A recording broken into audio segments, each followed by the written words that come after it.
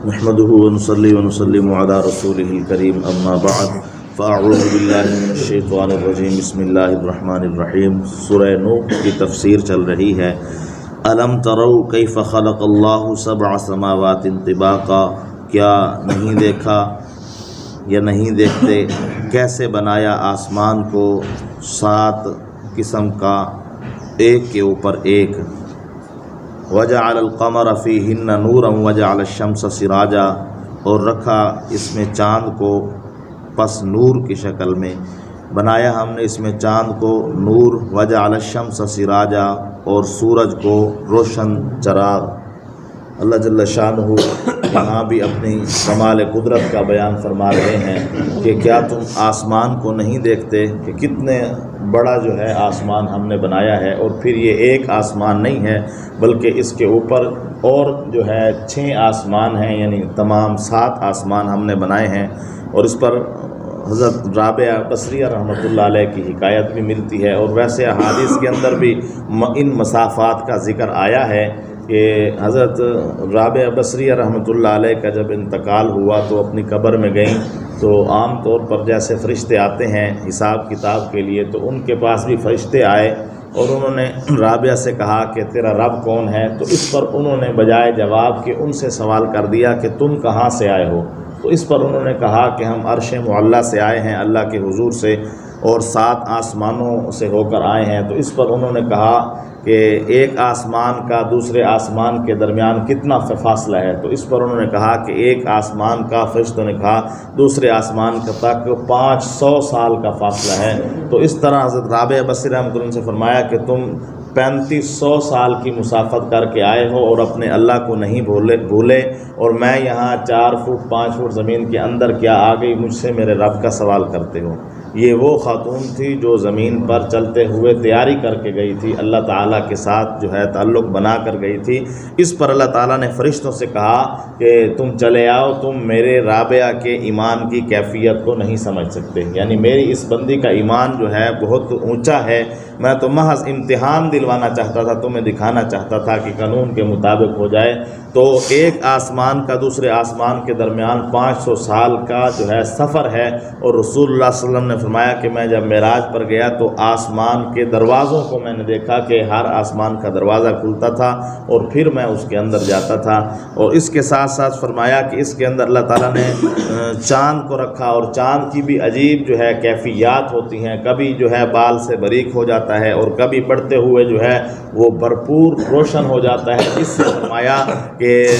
تم دنوں کی اور سالوں کی اور مہینوں کی ترتیب کو سمجھتے ہو، اور پھر اسی طرح سورج اور سورج کی روشنی کے اندر تمہارے لیے ہم نے جو ہے اناج کو اگایا، اور پھر اس میں پھلوں کو تیار کیا، مٹھاس کو ڈالا، اور پھر اس سے بڑھ کر یہ کہ یہ تمہارے لیے ذریعہ معاش کا بہترین سبب ہے، یعنی اس کی روشنی میں تم اپنی ضروریات زندگی کو پورا کر پاتے ہو۔ واللہ انبتکم من الارض نباتا، اور وہ اللہ کہ جس نے اگایا تم کو زمین سے بہتر طریقے سے اگانا۔ اس زمین سے اگانے سے مراد اللہ تعالیٰ نے انسان کی ذات کو مخاطب کیا ہے کہ ہم نے تمہیں شروع میں، یعنی ہمارے ابو البشر یعنی حضرت آدم علیہ السلام کی جو تخلیق ہے اللہ نے مٹی سے کی ہے، تو اس لیے فرمایا ہم نے تمہیں مٹی سے اگایا۔ اور پھر فرمایا کہ مٹی سے ایک طرح سے تفسیر یہ بنتی ہے کہ حضرت آدم علیہ السلام کا وجود مٹی سے بنا، تو ہماری ذات مٹی کے ساتھ کیسے تطبیق ہوگی؟ تو فرمایا پھر ہم نے اسی مٹی سے تمہیں پھر آگے بڑا کیا، یعنی اس سے جو اناج حاصل ہوتی ہیں، جو اجناس ہم کو ملتی ہیں،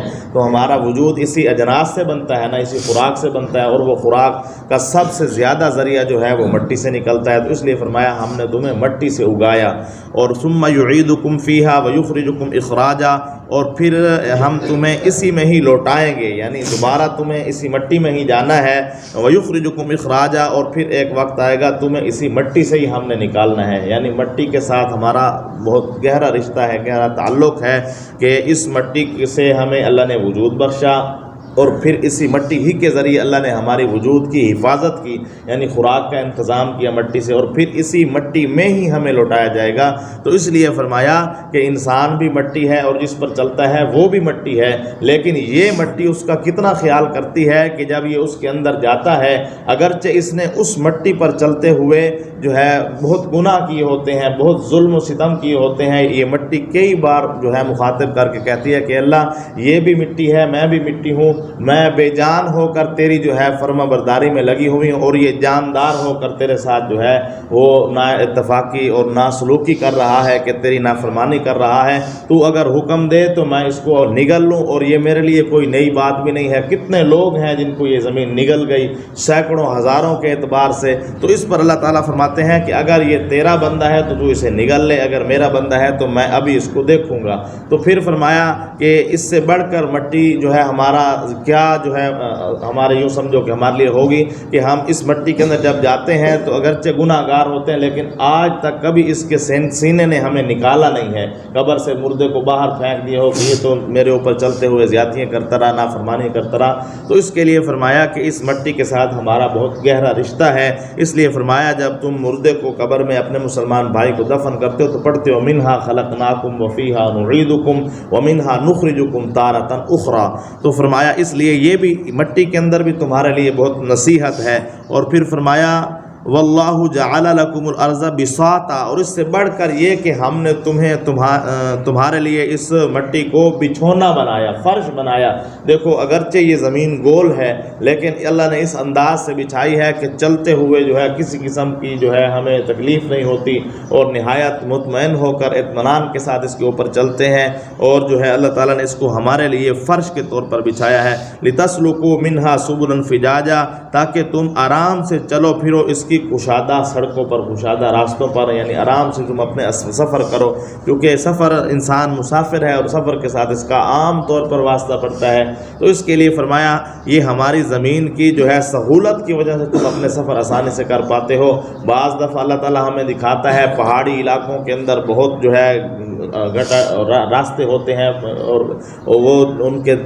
ٹیڑھے ترچھے راستے ہوتے ہیں، وہاں ہمیں پتہ چلتا ہے کہ یہ جو ہے صاف ستھرا راستہ اور کشادہ سڑک کتنی جو ہے وہ اہمیت کی حامل ہے، وہاں ایک ایک موڑ پر ہمیں جان جاتی ہوئی نظر آتی ہے۔ تو اس لیے فرمایا یہ بھی ہمارا ایک طرح کا احسان ہے۔ قال نوح رب انہم عصونی، یہ پھر اللہ تعالیٰ نے حضرت نوح علیہ السلام کا واقعہ شروع کر دیا کہ کہا نوح علیہ السلام نے اپنے رب سے جب وہ ان کی قوم نے جو ہے نہایت حد کر دی تنگ کرنے کی کہ انہم عصونی، بے شک اے اللہ اس قوم نے میری نافرمانی کی ہے، میں نے ہر طرح سے انہیں سمجھایا ہے اور مکمل طور پر تیری قدرتوں کو ان پر بیان کیا ہے، لیکن اس کے باوجود بھی یہ نافرمانی پر اڑی ہوئی ہے۔ وَاتَّبَعُوا مَن لَّمْ يَزِدْهُ مَالُهُ وَوَلَدُهُ إِلَّا خَسَارًا، انہوں نے فرما برداری کی ہے ان میں سے ہر اس شخص نے کس کے اندر، مال کے اندر، مال کی زیادتی کے اندر، وَوَلَدُهُ اور اولاد کی جو ہے تربیت کے اندر، یعنی اپنی مال اور اولاد کی فکر میں یہ اتنے بڑھ گئے ہیں کہ ان کا ترقی کرنا الا خسارہ، صرف اور صرف نقصان ہے، یعنی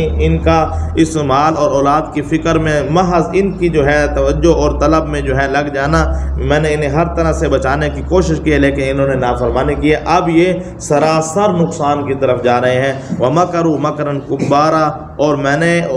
ان کو ہر طرح سے جو ہے تدبیر کے ساتھ سمجھایا، لیکن انہوں نے مکر کیا اور خفیہ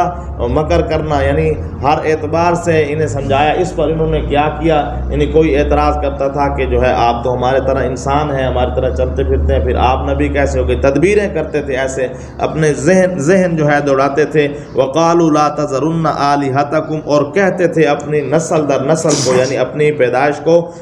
جو آنے والی ان کی نسل ہوتی تھی کہ لا تذرن آلہتکم، نہ چھوڑنا ہرگز اپنے خداؤں کو، یعنی اپنے جو ہے جھوٹے مشکل کشاؤں کو، اور جو ہے اپنے جو ہے جن کی پوجا پاٹ ہم کر رہے ہیں ان کو، ولا تذرن، اور نہ چھوڑنا ودّوں، ود کو، ولا سواع، اور سواع کو، ولا یغوس، اور یغوس کو، ویعوق، اور یعوق کو، ونسرا، اور نصر کو۔ یہ 5 بڑے بت تھے جو ہے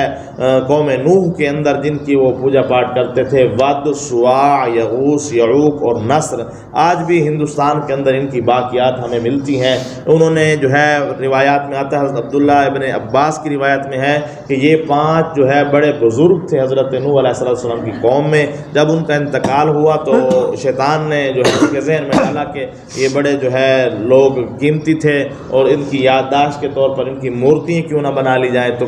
ایک قوم نے مورتیاں بنائیں اور اس کے پاس جو ہے وہ جا کر بیٹھا کرتی تھی. تو دوسری قوم جو ہے وہ مر گئی. تو دوسری قوم نے کہا کہ ہو سکتا ہے ہمارے آبا و اجداد یہاں ان کے پاس بیٹھ کر ان سے مشورے کرتے ہوں, ان کی عبادت کرتے ہوں, پوجا پاٹ کرتے ہوں. تو شیطان نے یوں دھوکے میں ڈالا اور تصویر کشی سے جو ہے عبادت کشی شروع ہو گئی, یعنی ان مورتیوں کی پوجا پاٹ شروع ہو گئی. اور جو ہے قوم نوح کے اوپر جب عذاب آیا تھا, طوفان آیا تھا, نہ پانی کا عذاب آیا تھا, تو روئے زمین پر سارا پانی چلا گیا تھا. تو عرب تک جو ہے یہ بت کیسے پہنچے. تو ان کے بعد پھر لوگوں نے, چونکہ بعض لوگوں کو تاریخ کا جو ہے وہ شوق ہوتا ہے, جیسے حضرت نوح علیہ السلام کی کشتی کو انہوں نے جودی پہاڑ سے تلاش کر لیا, سفاح تھے سیر و تفریح کرنے والے سیاح. تو اسی طرح انہوں نے ان بتوں کو بھی نکالا اور پھر یہ بت عرب کے اندر لائے گئے اور وہاں عرب کے اندر بت پرستی شروع ہوئی اور بت پرستی انہی 5 بتوں پر تھی. تو اس پر فرمایا کہ وہ اپنی ایک نسل دوسری نسل کو یہ نصیحت کر کے جاتی کہ بھائی حضرت نوح علیہ السلام کی بات نہیں مانی. 950 سال ان کی دور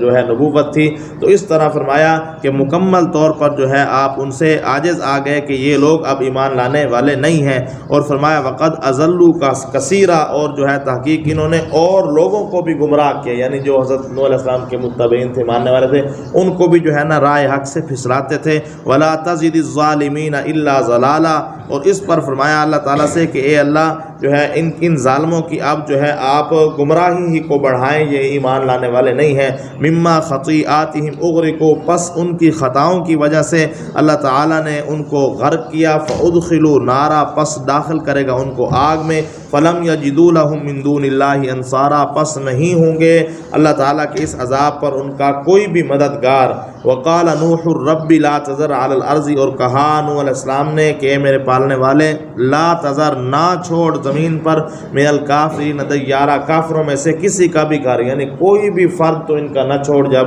حضرت نوح علیہ السلام ان سے تنگ آ گئے, انک ان تذرہم یضلوا عبادک, بے شک اس وجہ سے کہ انہوں نے جو ہے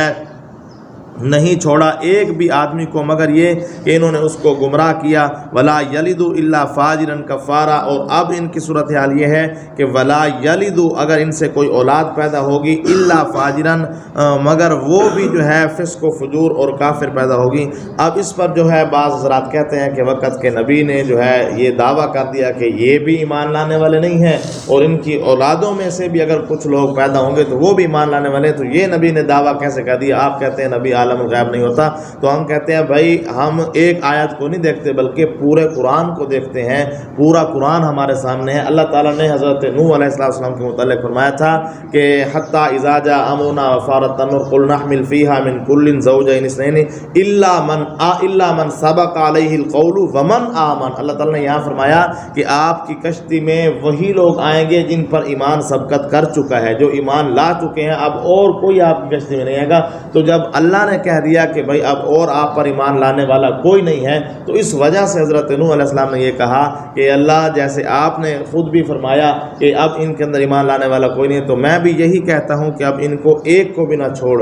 رب اغفر لی ولوالدی, اور ساتھ اپنے لیے جہاں ان کے لیے بد دعا کی وہاں اپنے لیے جو ہے اللہ کی مدد کی دعا کی. رب اغفر لی, اللہ میری بھی مغفرت کر دے. ولوالدی, میرے والدین کی بھی. ولمن دخل بیتی مؤمنا, اور جو داخل ہو میرے گھر میں. اس گھر سے مراد سفینہ نوح ہوگی, یعنی حضرت نوح علیہ السلام کی جو کشتی ہوگی اس میں. فرمایا مؤمنن, ایمان والا. وللمؤمنین, یعنی ایمان والے مرد.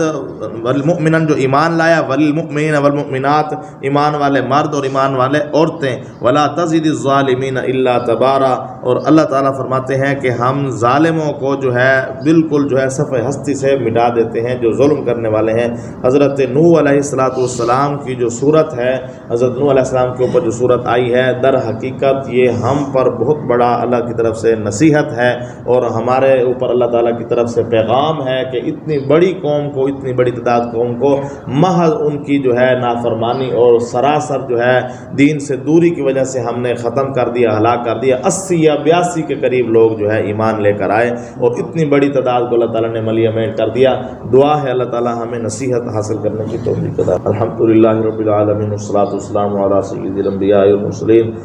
يا أول الأولين يا آخر الآخرين يا ذا القوة المتين يا عند ذي العرش المجيد يا فعال لما يريد أسألك بحق محمد صلى الله عليه وسلم اهدنا الصراط المستقيم اللهم ارحمنا بالقرآن العظيم رب ارحمهما كما ربياني صغيرا رب اغفر وارحم وأنت خير الراحمين ربنا اكشف عنا العذاب إنا مؤمنون اللهم إنا نجعلك في نحورهم ونعوذ بك من شرورهم اللهم اكفني بحلالك عن حرامك واغنني بفضلك عمن سواك ربنا ألهمنا رشدنا وأعذنا من شرور أنفسنا جزا الله عنا محمدا صلى الله عليه وسلم وآله صلى الله تعالى على خير